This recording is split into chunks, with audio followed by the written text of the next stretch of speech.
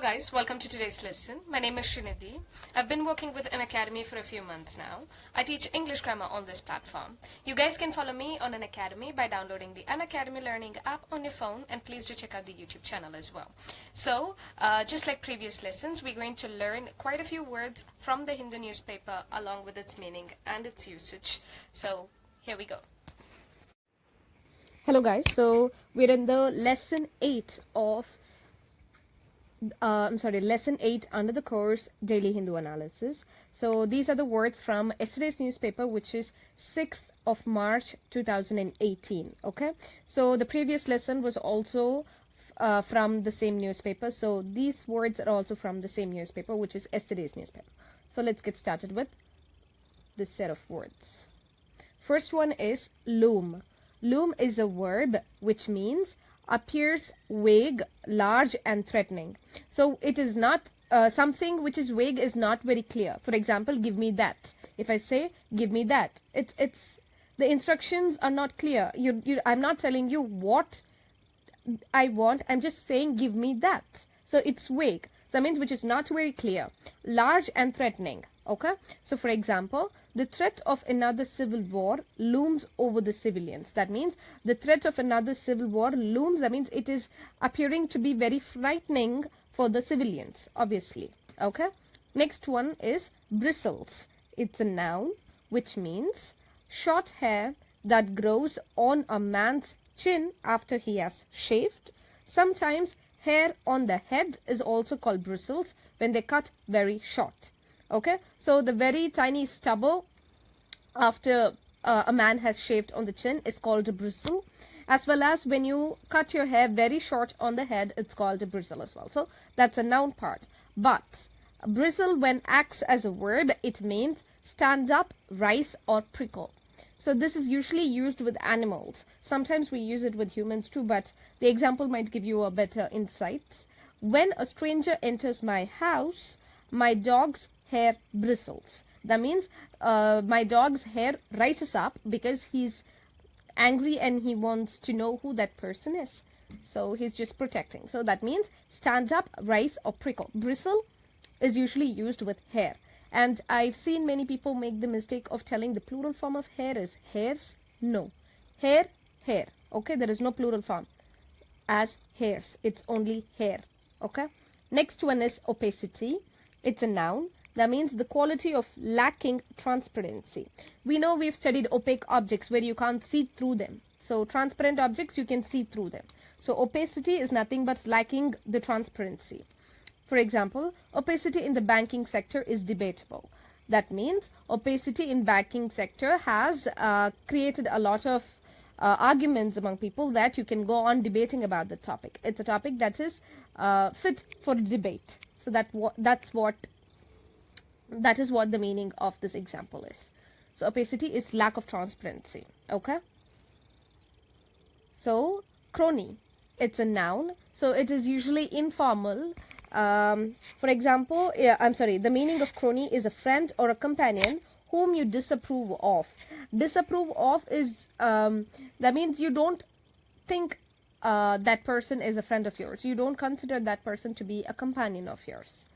Obviously, a person whom, you will be using crony for somebody else's friends and not your own, right?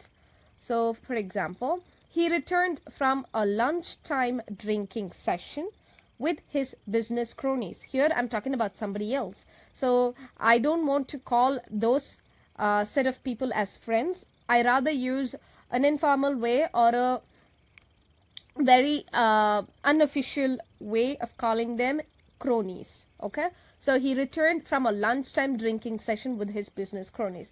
Obviously this person is disapproving of those set of people because he's coming from a lunchtime drinking session. Nobody drinks during the lunchtime, and he's coming back from a lunchtime drinking session with his business cronies or colleagues. Okay, next one is usurp, which is a verb which means take something illegally or by force. Usurp.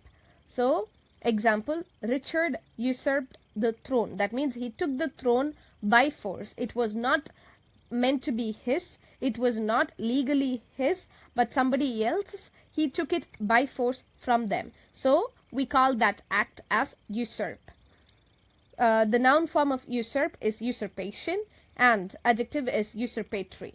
Okay, so I strongly suggest you guys to make your own sentences and please share it with us if you have any doubts at all, and I shall try to solve it. Okay, please post it on the comment section. The next word is impute, which is a verb again that means it can be used in the tenses. Impute means accuse or attribute. That means you're blaming somebody else.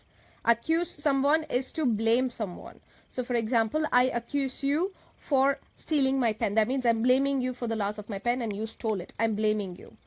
Attribute is also like accusing. Okay. For example, they made false imputations to win the case. That means they made false accuses. They blamed somebody else falsely in order to win that specific case. Okay. Next one is falter. Is a verb again that means lose strength or momentum. For example, the music faltered, stopped and started up again. That means the music lost its strength. Maybe it was going at a specific pace. It stopped, it slowed down, it lost its pace and then it started up again. So that specific condition is called as falter. Next one is fracas. It's a noun that means noisy disturbance or a quarrel, brawl, fight. These are all synonyms. Quarrel is nothing but a fight or a brawl. And fracas is very noisy disturbance. Okay.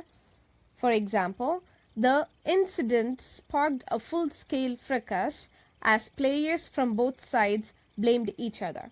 So here they are accusing each other. You can use as players from both sides accused each other or imputated each other. So the incident sparked a full-scale fracas. That means it caused so much of noise, so much of quarrel between the two set of players that it was utterly noisy. And they blamed each other or they imputated each other. Okay. Next one is shunt, which is a verb which means to turn or cause to turn to one side, move or to be moved aside. So that is nothing but a movement of something. Another meaning for it is to crash a car. So we usually use shunt with crash a car. So for example, it's obviously no fun being in a car shunt, obviously. So nobody will enjoy to crash their car. So it's obviously no fun being in a car shunt means to crash your car or car crashing, to be in simple words. So next word is culinary. It's an adjective for cooking. Only with cooking this adjective goes. Okay, culinary. Example, he has a great culinary skills. So that means here we're describing his skills. So adjectives are used to describe the noun. So he has a great culinary skills. That means he's very good at cooking. The next example is the culinary fest for this year starts on the 16th of this month. So culinary fest is nothing but a fest where people display various types of cuisines or various types of dishes from different parts of the state or country or their region. Okay, so let's do a quick recap of the words that we learned in this particular lesson. The first one is loom. That means something very threatening and vague. Second one is bristle. First meaning is aftershave stubble on the chin or when you cut your hair really short. Another one is rise, stand up or prickle of hair again. Opacity is lack of transparency, which is a noun. Crony is a noun again. That means a friend or a companion whom you disapprove of. Usurp is to take something illegally or by force which is not yours in the first place. Impute is to accuse one another. Falter is to lose strength and the momentum. Fracas is a fight, quarrel or a noisy disturbance. And shunt is a car crash or to move something aside. Culinary is an adjective for cooking. So for example, great culinary skills or culinary fest. Okay, so that's it for today. Thank you so much for your time. If you guys have any doubts at all, please post it on the comment section, and I'll see you guys in the next lesson. Until then, bye bye.